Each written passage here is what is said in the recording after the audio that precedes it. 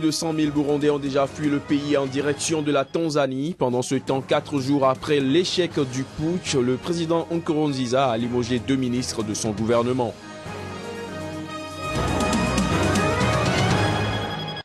En Centrafrique, la réconciliation entre chrétiens et musulmans semble en bonne voie. Au kilomètre 5, l'un des grands marchés de Bangui, les deux communautés se côtoient.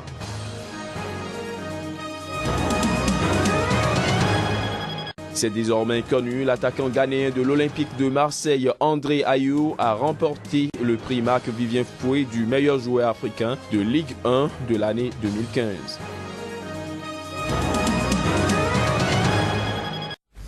Bonsoir à tous et bienvenue dans cette édition sur Sika. Plus de 100 000 Burundais ont fui le pays en direction de la Tanzanie, terrorisés par le climat de crise qui s'est installé. En effet, créant les violences qui sévissent dans le pays depuis le début des troubles, nombreux sont ces Burundais qui préfèrent opter pour le mouvement migratoire vers les pays voisins. Les images. Des services de santé submergés, manque d'eau potable, d'abri ou encore de latrines, les conditions de vie des réfugiés burundais à Kagonga sont devenues très dures. Et pourtant, 10 000 autres Burundais attendent de traverser la frontière pour se réfugier en Tanzanie. Selon les Nations Unies, au moins 100 000 Burundais ont déjà fui leur pays, craignant des représailles après la tentative du coup d'État manqué et les violences préélectorales. Le déplacement massif des Burundais inquiète le Haut Commissariat de l'ONU pour les réfugiés.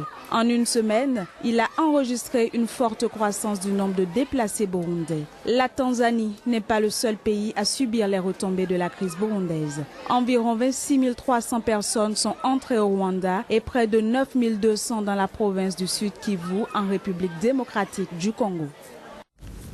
Restons au Burundi où le président Pierre Nkurunziza a procédé ce lundi à un remaniement de son gouvernement. 4 jours après l'échec du coup d'État et en pleine crise politique, il a limogé 3 ministres dont ceux de la Défense et des Affaires étrangères. Ce remaniement ministériel intervient alors que le Burundi est plongé dans une grave crise politique depuis fin avril avec un mouvement de contestation populaire contre la candidature du président Nkurunziza à un 3e mandat à la présidentielle.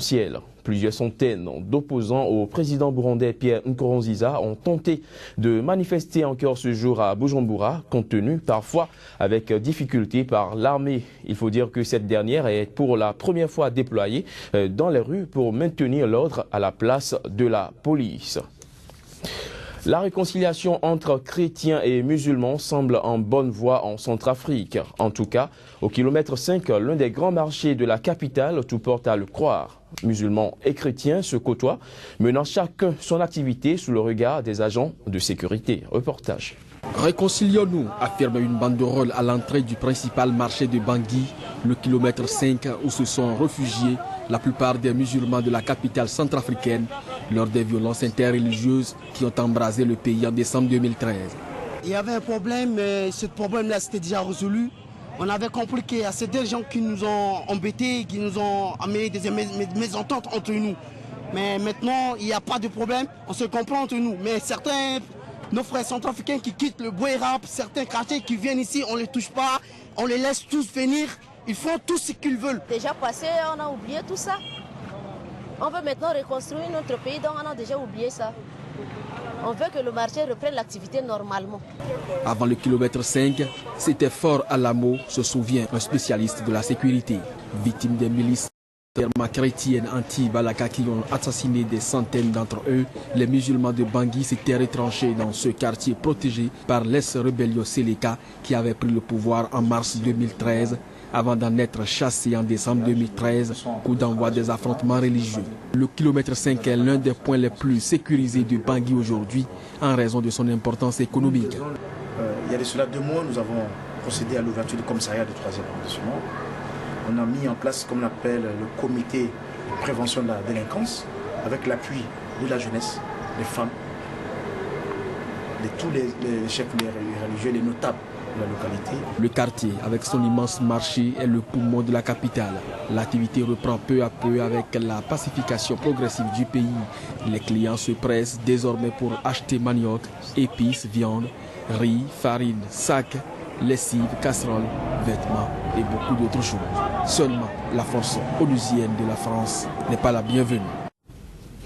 En bref, à présent, au Burkina Faso, la veuve de l'ex-président Thomas Sankara a été entendue ce lundi pour la première fois par la justice. Cette audition s'inscrit dans le cadre de l'enquête portant sur l'assassinat de son mari lors du putsch d'octobre 1987. Elle était entourée ce lundi de 2 avocats, dont Maître Benewende Sankara, qui a été désigné dimanche dernier candidat des sankaristes pour la présidentielle d'octobre prochain.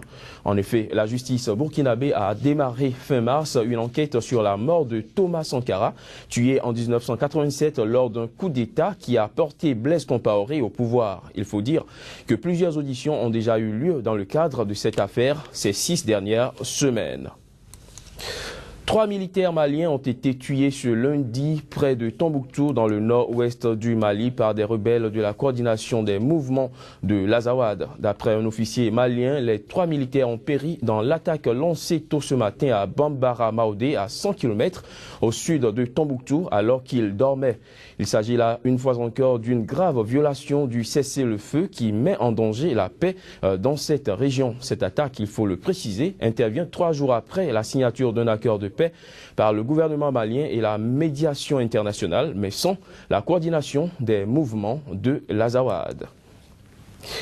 À peine l'élection présidentielle terminée, la capitale de la République togolaise renoue avec les marches de protestation de l'opposition. Les militants de Jean-Pierre Fabre, officiellement battus par le président Faure Gnassingbé selon les résultats proclamés par les instances légales du pays, ont investi à nouveau les rues samedi pour dénoncer les fraudes qui auraient émaillé le scrutin du 25 avril dernier. Reportage.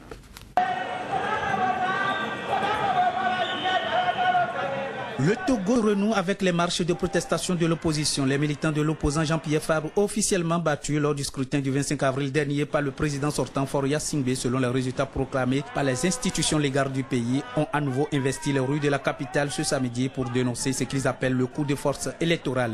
L'objectif, c'est toujours de d'abord protester contre le coup de force électoral et demander que la vérité des urnes prévale.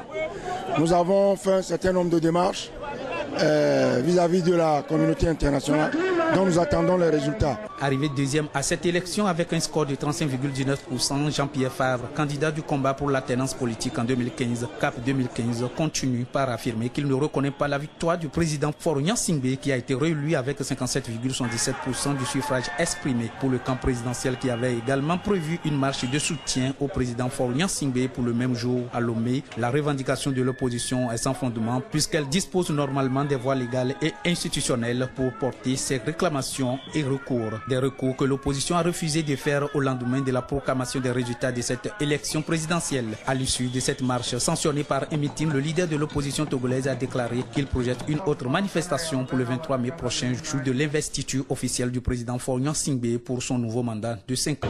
Il faut s'opposer à lui, il faut refuser tout ce qu'il fait. C'est pour ça qu'on invite les populations à la manifestation du samedi prochain. Le Togo, petit pays situé en Afrique de l'Ouest et à qui toute la communauté internationale a délivré un satisfecit pour l'organisation des dernières élections présidentielles sans violence, se remet ainsi à nouveau sur les rails de l'instabilité politique. Hors du continent africain, le secrétaire d'État américain John Kerry a mis en garde ce lundi la Corée du Nord contre de nouvelles sanctions et lancé une attaque virulente contre l'extrémisme d'un régime qui règne à coups d'exécutions grotesques et de provocations. Les détails. Ce pays pauvre parmi les plus hermétiques du monde est déjà sous le coup de toute une palette de sanctions après une série d'essais nucléaires et de tests de missiles balistiques menés en violation des résolutions de l'ONU. John Kerry, qui a aussi souligné la force de l'alliance militaire avec Séoul, devait ensuite s'exprimer sur l'utilisation mal intentionnée du cyberespace et les mesures de protection à mettre en œuvre. Nous croyons en la paix, la stabilité, la liberté et la démocratie. Je viens juste de parler d'Internet, de la liberté que cela donne aux gens, et la Corée est un formidable partenaire dans tout cela. Aujourd'hui, le monde est tellement interconnecté que personne ne peut s'isoler et prétendre s'en sortir sans être connecté à ce qu'il se passe dans d'autres parties du monde. C'est le monde dans lequel nous vivons aujourd'hui. Séoul accuse la Corée du Nord d'une série d'attaques et de piratage de ses institutions militaires, banques, agences gouvernementales, chaînes de télévision et sites de journaux ces dernières années. La Corée du Sud estime que le Nord dispose d'une unité d'élite forte de 6000 pirates. Washington accuse également la Corée du Nord d'avoir été à la manœuvre l'année dernière lors du piratage spectaculaire de Sony Pictures, dont les auteurs exigeaient qu'il renonce à diffuser une comédie sur Kim Jong-un, l'interview qui tue. Du sport dans cette édition, l'attaquant ghanéen de l'Olympique de Marseille, André Ayew, a remporté le prix Marc-Vivien Foué du meilleur joueur africain de Ligue 1. Ce prix est décerné au terme de chaque saison en France par un jury établi par RFI et France 24. Reportage.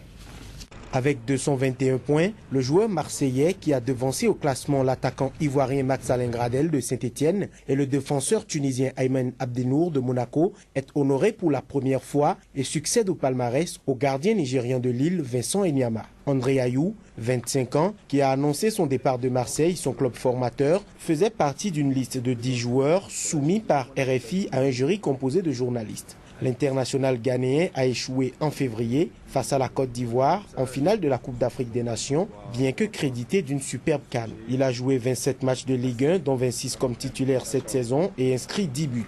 Au total, le fils d'Abedi Pelé a disputé 182 matchs dans l'élite et marqué 47 buts. Marseille, 4e de Ligue 1 à une journée de la fin de la saison, est à la lutte avec Monaco et Saint-Etienne pour la dernière place sur le podium donnant accès au 3e tour préliminaire de la Ligue des Champions. 65 personnes ont pris part au vote en 2015. Chaque jury désignait 3 joueurs. Le premier récoltait 5 points, le deuxième 3 points et le troisième 1 point. Pouvant être décerné à tout joueur du championnat de France de première division qui porte les couleurs d'une équipe nationale A africaine, le prix Marc-Vivien Foué existe depuis 2009. Le Paris Saint-Germain et ses stars ont beau avoir été sacrés champions de France pour la 3e fois d'affilée, mais ce sont les jeunes Lyonnais qui ont été honorés dimanche au trophée UNFP. Alessandre Lacazette et Nabil Fekir ont été respectivement élus meilleurs joueurs et meilleurs espoirs de Ligue 1. Les images. Zlatan Ibrahimovic, qui avait écrasé la concurrence lors des 2 précédentes éditions, n'était pas forcément le favori à sa propre succession. La faute à une saison tronquée par les blessures et par sa récente suspension de 3 matchs après sa bordée d'insultes. Mais la faute surtout à Lacazette. Auteur de 27 buts et 5 passes décisives, le Français de 23 ans mérite son titre car il est pour beaucoup dans la magnifique renaissance de l'Olympique lyonnais qui a longtemps tenu tête au PSG et a mérité sa qualification directe en Ligue des Champions. C'est bien, je fais partie de cette liste. En plus, je crois que je suis le 6e lyonnais à le remporter, donc c'est une grande fierté. À ses côtés, la révélation de l'année, Nabil Fekir, a été un formidable lieutenant avec ses 13 buts et 9 passes décisives à une journée du terme. Avec Christophe Jallet, ils sont les 3 joueurs de Lyon présents dans une équipe type de la saison, néanmoins à forte consonance parisienne. 6 champions de France y figurent en effet les défenseurs Thiago Silva, David Luiz et Maxwell, les milieux de terrain Marco Verratti et Javier Pastore, ainsi qu'Ibrahimovic. 2 Marseillais complètent cette formation. Dimitri Payet, le meilleur passeur de la saison avec 16 offrandes, et Steve Mandanda, également désigné meilleur gardien de la saison. C'est toujours bien de pouvoir recevoir ce genre de récompense, surtout en plus au poste de gardien de but, parce qu'on sait qu'on évolue dans un collectif et on a un poste un peu à part. Donc ça récompense le travail de toute une saison, ça récompense la régularité et puis oui, ça fait énormément plaisir. L'entraîneur de l'année n'a cette fois pas échappé à Laurent Blanc qui avait été doublé à la surprise générale l'an passé par René Girard. En Ligue 2, le champion troyen est récompensé avec Jean-Marc Furlan comme entraîneur et Denis Petric comme meilleur gardien. Angers se consolant avec le titre de meilleur joueur à Jonathan Kodia en attendant peut-être la montée en Ligue 1. Chez les femmes, la Française Eugénie Le Sommer a damé le pion à l'Allemande Lotta Schelin et à la Costaricienne Shirley Cruz. Seul prix désigné par le public, celui du plus beau but a échu à Juliane Palmieri pour son incroyable de voler à plus de 25 mètres contre le PSG. Voilà, mesdames, messieurs, ce sera tout pour cette édition. Merci de nous avoir suivis.